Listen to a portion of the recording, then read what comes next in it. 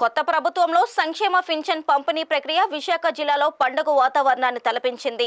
ఎన్నికలకు ముందు కూటమి ఇచ్చిన హామీ మేరకు పెరిగిన పింఛన్ 4,000తో పాటు గత 3 నెలలకు 1,000 రూపాయల చొప్పున 3,000 కలిపి మొత్తం 7,000 మొత్తాన్ని లబ్ధిదారుల చేతికి ఇవ్వడంతో వారి ఆనందానికి అవధులు లేవు.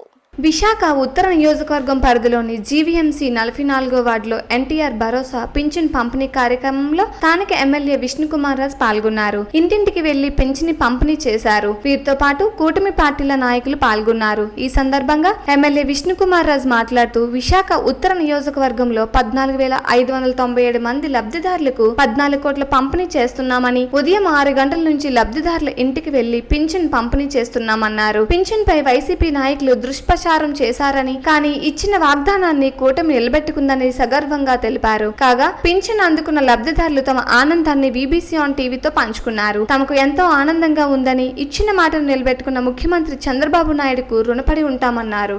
నా పేరు సాయిదా బేగం అండి. ఇవాళ తెల్లారే మాకు విష్ణుకుమార్ రాజు గారు 7,000 తెచ్చిచ్చారు. చంద్రబాబు నాయుడుకి చాలా కృతజ్ఞతం.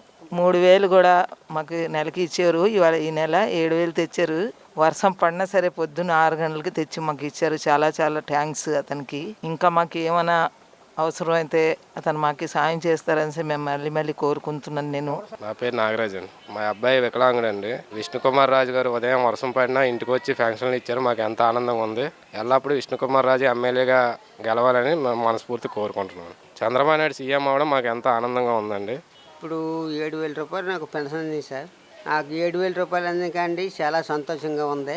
అన్నిటికీ దానికి ఉపయోగించి పనిచేస్తుంది. వైఎస్ జగన్మోహన్ రెడ్డి 3,000 ఇచ్చారు. 3,000 కూడా మనకి దేనికి కూడా మరి పనిచేసి కాదు. ఇప్పుడు సంతోషంగా ఉంది మాకు. ఎమ్మెల్యే విష్ణుకుమార్ గారు ఎమ్మెల్యే గారు తెచ్చి అందజేశారు.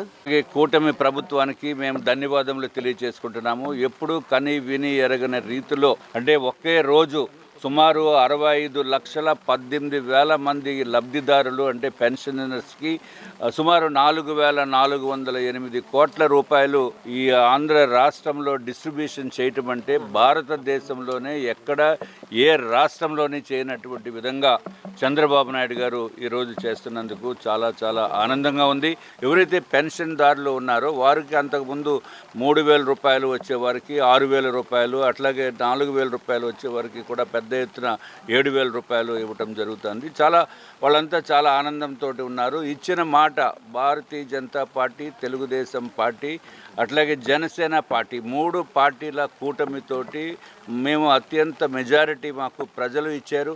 ఆ ప్రజలు ఇచ్చిన మాటకి అట్లాగే మేము ఏదైతే ఎలక్షన్స్ ముందు వాగ్దానం చేశామో అవన్నిటిని కూడా మేము నెరవేరుస్తామని చెప్పి ప్రజలకి తెలియజేసుకుంటున్నాము. అట్లాగే ఇదివరకు వైఎస్ఆర్సీపీ నేతలు చాలా దుష్ప్రచారం చేశారు. ఏంటంటే మీకు పెన్షన్స్ రావు, ఓన్లీ బ్యాంకుల ద్వారా వస్తాయి, మీరు చాలామంది ఇబ్బందులు పడతారు అని చెప్పి లేనిపోని మాటలతోటి ప్రజల్ని తప్పుదోవ పట్టించారు. కానీ దానికి విరుద్ధంగా చంద్రబాబు నాయుడు గారి ఆదేశాలతోటి వారి ఇంటి ముందుకే వచ్చి వర్షం వస్తున్నా సరే వాళ్ళ ఇంటి దగ్గరికి వెళ్ళి మనం పెన్షన్స్ ఇస్తున్నాం. అన్ని వార్డుల్లోనే చేస్తున్నారు. నార్త్ నియోజకవర్గంలో అయితే సుమారు 14,597 మందికి పెన్షన్స్ ఇవ్వడం జరుగుతుంది.